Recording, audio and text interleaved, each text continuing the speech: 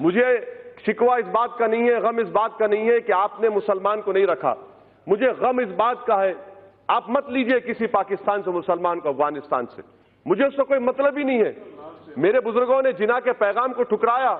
हमने मौलाना अबुल कलाम आजाद के उस जुमले को यकीन किया कि इस्लाम का इस मुल्क से 1000 साल का ताल्लुक और हिंदुइज्म का 4000 साल का ताल्लुक है। मुझे गम इस बात का है कि इस हुकूमत को, जिसने संविधान पर ओथ लिया, आज इस्लाम से, मुसलमानों से इतनी नफरत क्यों? आखिर क्या है? हम इंसान हैं, इस मुल्क के बाइज्जत शहरी हैं। आखिर इस नफरत का, इस डिस्क्रिमिनेशन की वजह क्या है आप में? महात्मा गांधी कैसे महात्मा बने मालूम मैडम?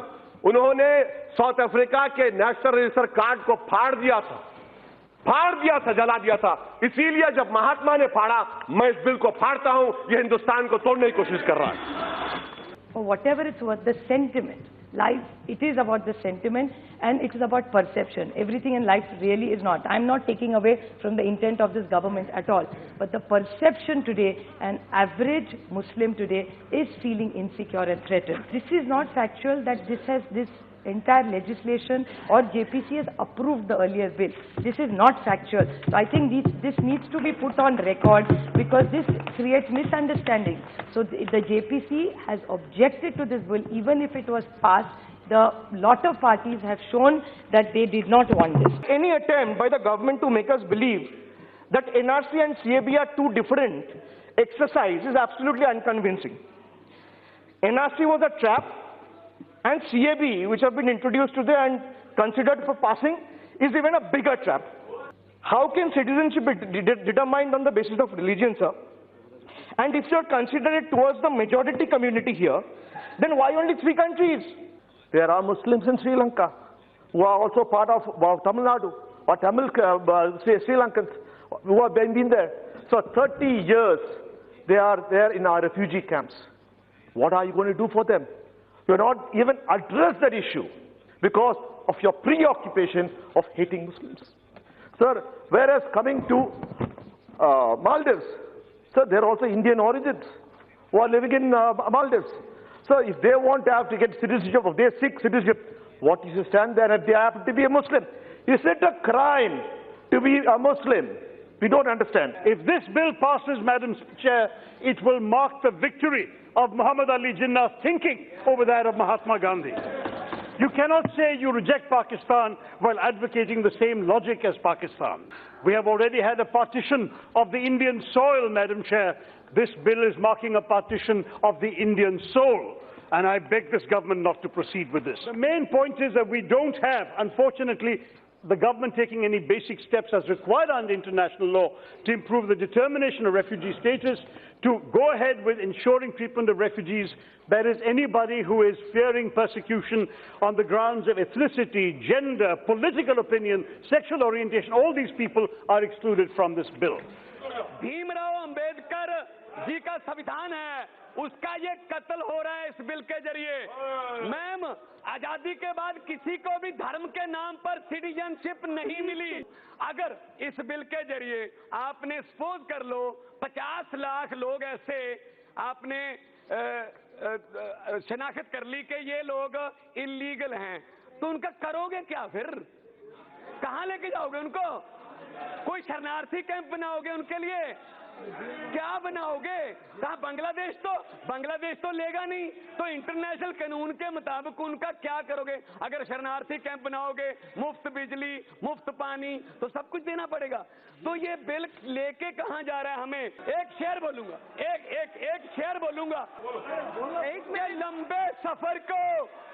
लंबे सफर को मीलों में मत बांटिए, कौम को कबीलों में मत बांटिए। एक बहता दरिया है मेरा भारतवर्ष, इसको नदियों और झीलों में मत बांटिए। चर्चा इस बात को लेकर हो रही है कि 3 अलग अलग देशों से जो नागरिक जो कि वहां के अल्पसंख्यक समुदाय के हैं, उनको यहां पर नागरिकता दी जाए, ना कि भारत के अल्पसंख्यक समुदाय की चर्चा हो रही है। ये दूसरे देशों के अल्पसंख्यक समुदाय के लोगों की चर्चा हो रही है। इससे भारत के अल्पसंख्यक समुदाय के लोगों का कुछ लेना देना नहीं है। ये भ्रमित किया जा रहा है, ये भ्रम फैलाया जा रहा है कि यहाँ के जो मुसलमान हैं, इस बिल के आने से उनको प्रताड़ित किया जाएगा, उनकी चिंताएं बढ़ जाएंगी। मेरी समझ के परे कि इस बिल का क्या लेना देना है। I just want to request Why don't we add the name of Muslims? Why? Wait. Even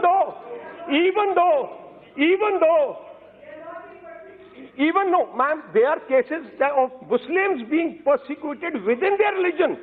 Anyway, you're having a committee which is going to examine each and every case individually. So if you're examining each and every case individually, you will not get any cases from the community. At the same time, we'll be able to shut them up, but they are putting false propaganda around the country that NDA is communal, NDA is this. So they will, because for them, they're just looking at one word and they're trying to fight it.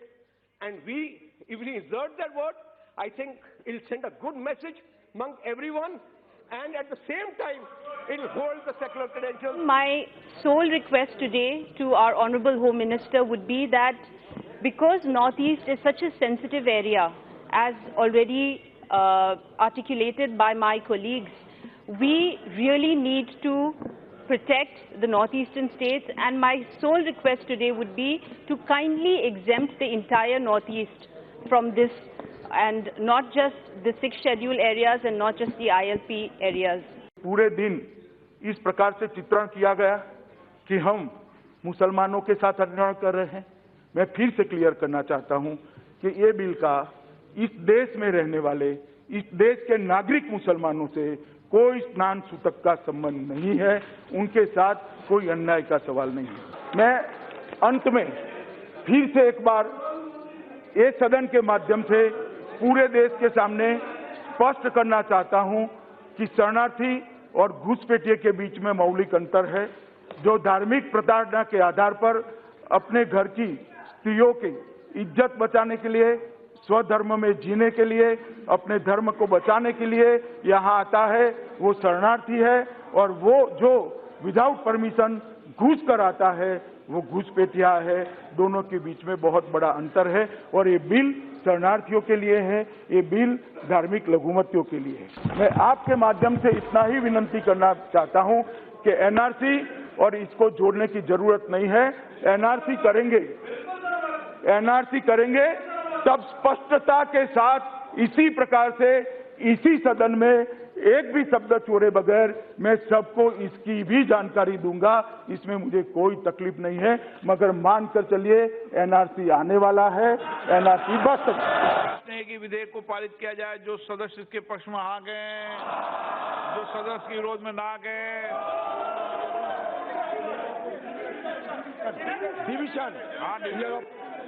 Division, मत विभाजन,